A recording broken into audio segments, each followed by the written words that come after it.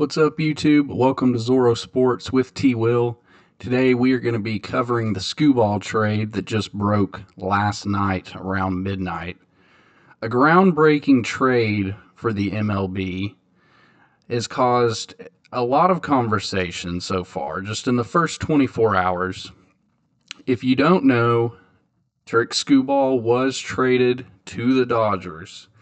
Um, These cards of him are now going to be going for $25. Just kidding, but uh, it is a crazy trade. So Skuball's going to the Dodgers.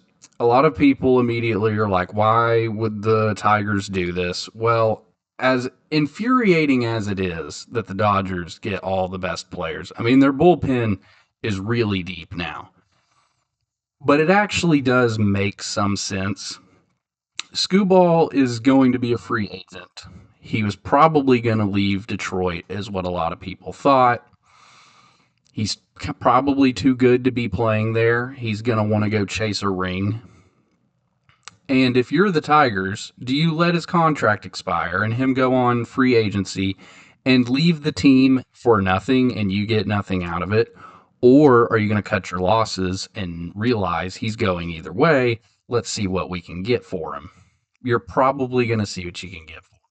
That being said, the trade is kind of ugly. I mean, Detroit got some prospects, and the Dodgers get Skubal, who is arguably the best pitcher in the league for the past 2 years, and he's a two-time Cy Young winner.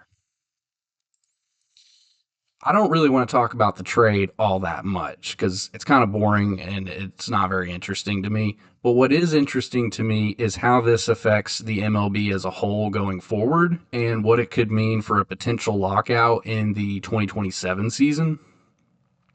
So, really, what this comes down to is unlike the NBA and the NFL, where there are salary caps for these teams, in the MLB, there is no salary cap. So essentially, this trade's highlighting a problem of big market teams with never ending budgets signing all the best players because they can pay the most money. And on top of, hey, come play for us, we can pay you the biggest salary, we also have all the other good players in the league and you're going to want to come try to compete for a championship, right? So everyone goes to these big market teams. Dodgers are not the only team organization that does this. You could think about like the Yankees, the Mets. The problem really comes down to, you know, these big market teams can spend way more. Like there's one crazy statistic. I think like two Dodgers players like Otani and someone else, those contracts alone are like 250 million, which is more in payroll than 10 other MLB teams have combined, or not combined, but like 10 teams payroll. I mean, just these two contracts are more than these 10 teams payrolls. I mean, it's a crazy problem. The lockout that last occurred about 32 years ago, they mentioned wanting a salary cap in those negotiations for this exact problem. It never got put in, and now it looks like it's coming back to light as being an issue. And this trade right here with Skubal is like a perfect highlight example of why this is a problem. So it really comes down to, if I'm a small market team like the Tigers and I go and develop a two-time Cy Young winning pitcher and then do not have the financial means to keep him on my small market team, well, is that an issue with the front office of small market teams in the MLB? Or is there a bigger issue with the economic landscape of the MLB and how it operates, such as, is revenue sharing being split up equally? Is the salary cap unfair because bigger teams have more money to spend on players? Personally, I think there probably should be a salary cap in the MLB. I don't know why they're the only league that has not implemented one. And I think this trade, more than likely, will cause a lockout in the 2027, going into the 2027 season. And we'll just have to see how that plays out. And hopefully we'll get the salary cap this time so we don't keep running into this. But it is an interesting trade. Essentially, the problem comes down to big market teams just have too much money and can buy all the best players in the league.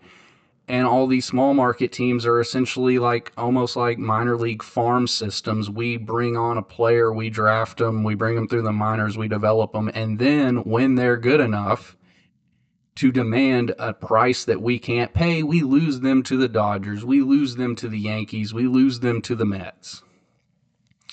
So only contract or only negotiations, come lockout time, if that happens, is going to solve this. And I think the clear and obvious, elephant in the room, what needs to be added to the MLB is going to be a salary cap.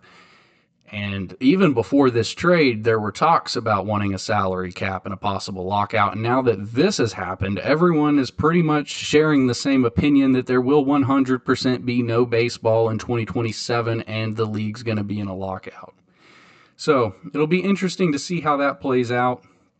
But I've been T. Will with Zorro Sports. Please like and subscribe for the sexiest stories in sports, and we'll see you next time.